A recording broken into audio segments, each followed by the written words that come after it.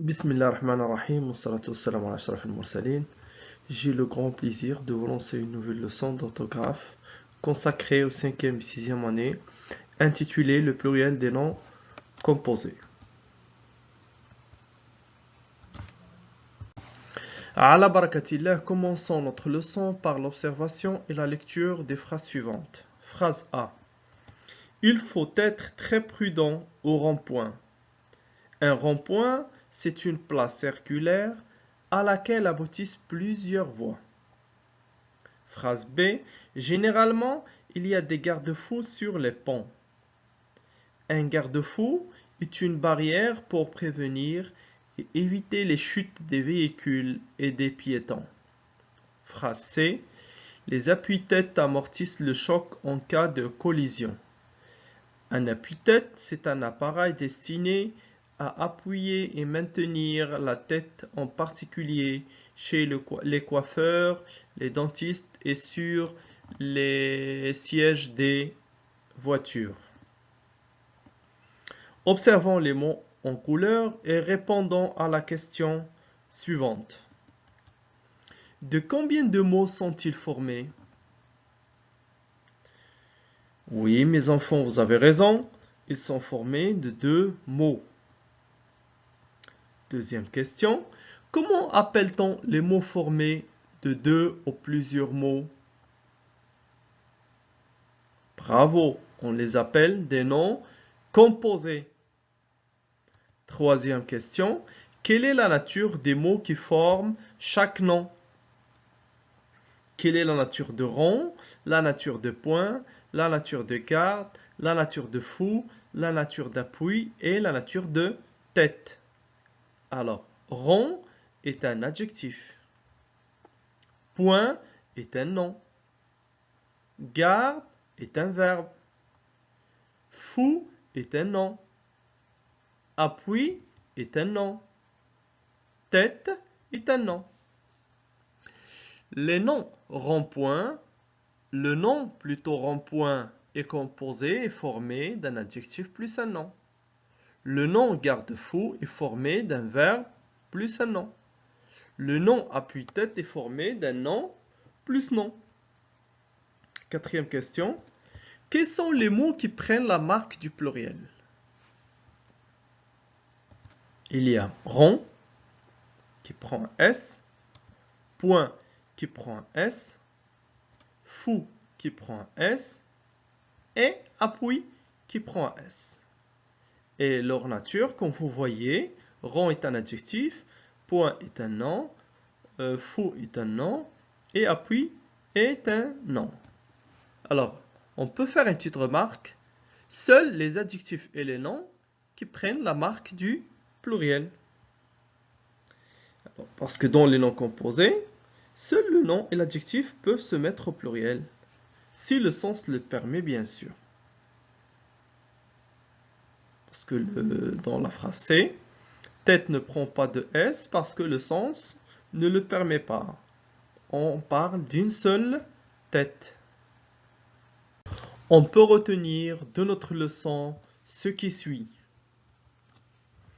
Un nom composé peut être formé de, premièrement, deux noms, comme auto-école. L'auto-école, c'est un établissement qui prépare à l'examen du permis de conduire. Le nom composé peut être formé aussi d'un adjectif et un nom, comme un rond-point. Il peut être formé aussi d'un verbe et un nom, comme un garde-fou. Comme il peut être formé de deux verbes, comme un laissez-passer. Le laissez-passer est un permis de circulation pour les personnes et pour les choses, comme le papier avec lequel on circule ces derniers temps. Ces derniers temps, on ne peut pas aller faire nos courses sans avoir le papier délivré par les autorités. C'est ce qu'on appelle un laissez-passer. Dans les noms composés avec un trait d'union, seul le nom et l'adjectif peuvent se mettre au pluriel, si le sens le permet. Exemple, Des oiseaux, mouches, c'est un nom plus un nom. Des rouges-gorges, c'est un adjectif plus un nom.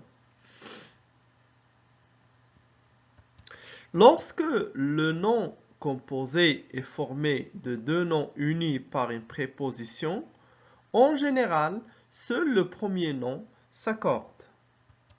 Exemple, des chefs d'œuvre, des pommes de terre.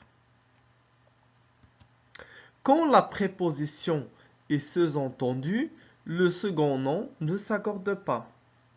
Exemple, des timbres-poste, des wagons-poste. Et comme conclusion, on va faire cette remarque. Généralement, un trait d'union relie les mots qui forment un nom composé. Pour appliquer notre règle, passons à faire l'exercice suivant. Je mets les noms composés entre parenthèses au pluriel. Les ronds-points sont des places circulaires d'où partent plusieurs avenues. Certaines voitures ne disposent pas de repose-tête. Les pare-brises des voitures doivent être très propres. Certaines voitures ont des pare-chocs chromés.